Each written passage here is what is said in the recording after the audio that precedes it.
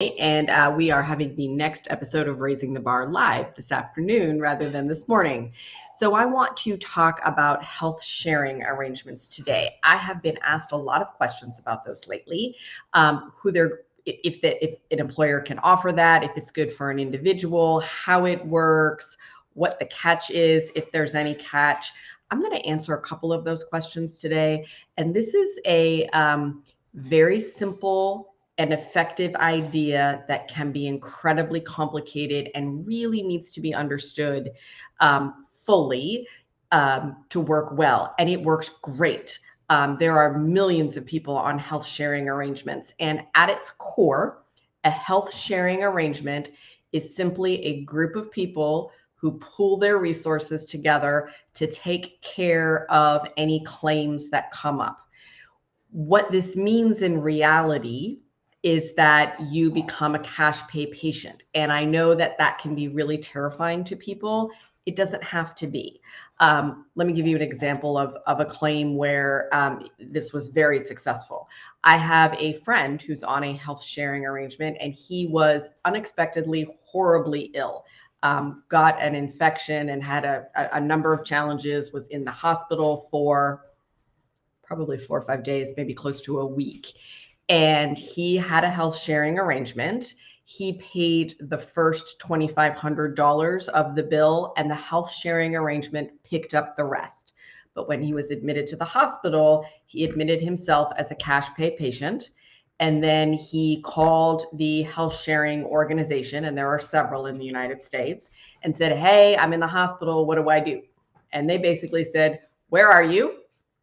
Okay, we'll call them and you let us know when you get the bills." And it worked simply and easily for him.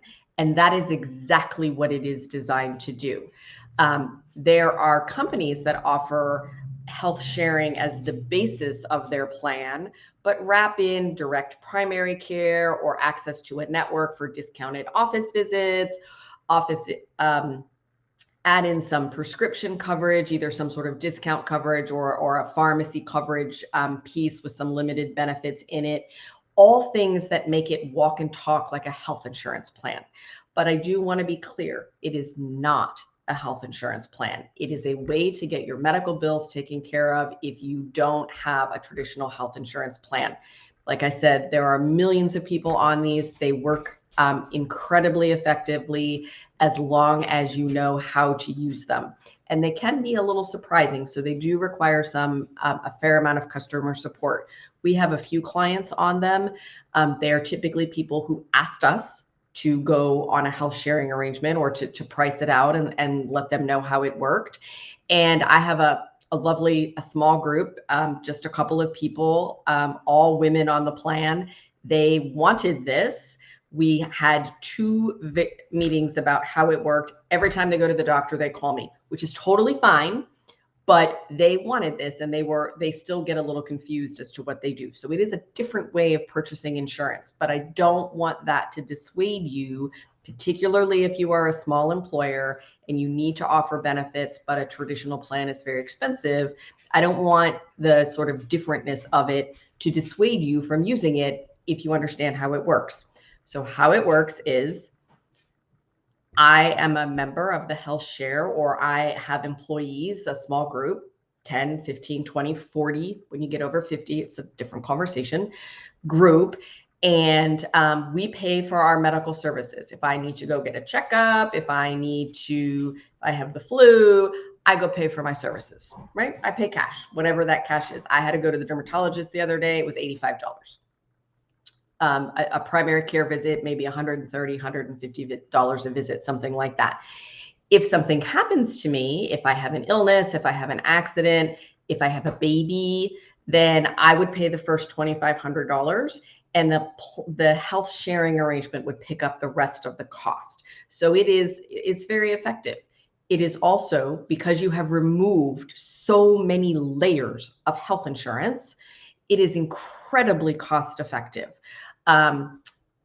My client who had this group of women that are on the plan, they pay, rather than over $900 a month for health insurance, they pay $240 a month. But that's not the only reason to do this. This is a different way of buying insurance, and you do need to be comfortable being a cash pay patient and getting those expenses reimbursed. There are some requirements in these plans that are not typically in a health insurance plan anymore. So you do have to answer a health questionnaire, and they are medically underwritten. There is a pre-existing condition, right? So anything that I've been diagnosed or treated for in the last 3 years will not be covered for the first 3 years. Not at all for the first year, typically for a small limited amount for the second year and a higher amount for the third year, and then treated as any other illness after that. They typically don't cover vice type of arrangements. So you have to read the contract because they're all different. So if you are drinking and driving and you are in an accident, it is possible your medical bills will not be covered. Okay, because these are, it's a faith-based sharing arrangement. So it's possible that is the case.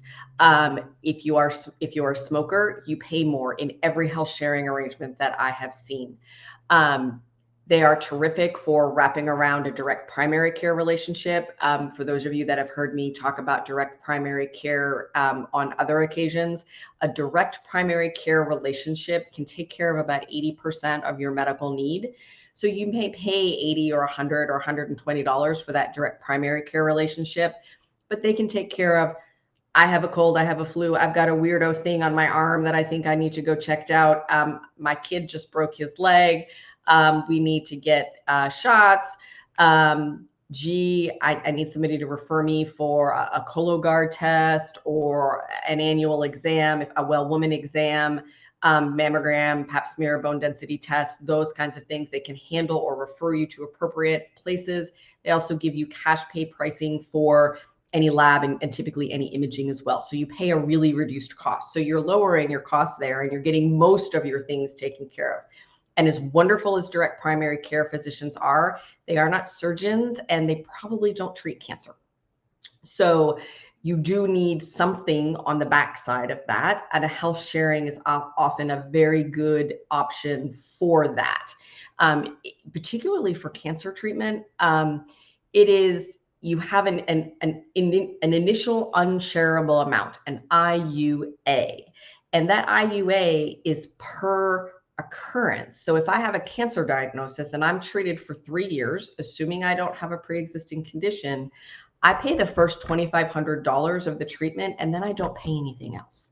So it's not like an annual deductible where I would have to pay, $5,000 or $8,000 initially and then every year thereafter. So it can be incredibly cost effective.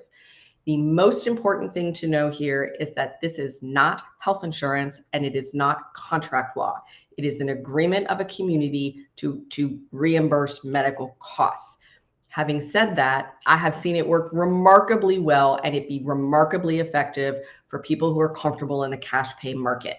And I think we're going to see more and more of that as time goes on, and health insurance, particularly for small employers, gets more and more expensive and unusable for people. I mean, a lot of the employers that we talk to, they're like, look, it's really expensive, and okay, if somebody could use it, but it has a $5,000 or an $8,000 deductible.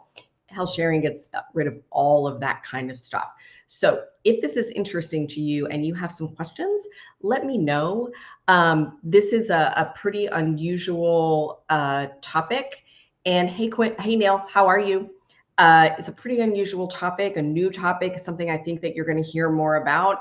And I'll be happy to answer any questions and point you in any direction that I can. Hope you all have a great day, and we'll see you next time.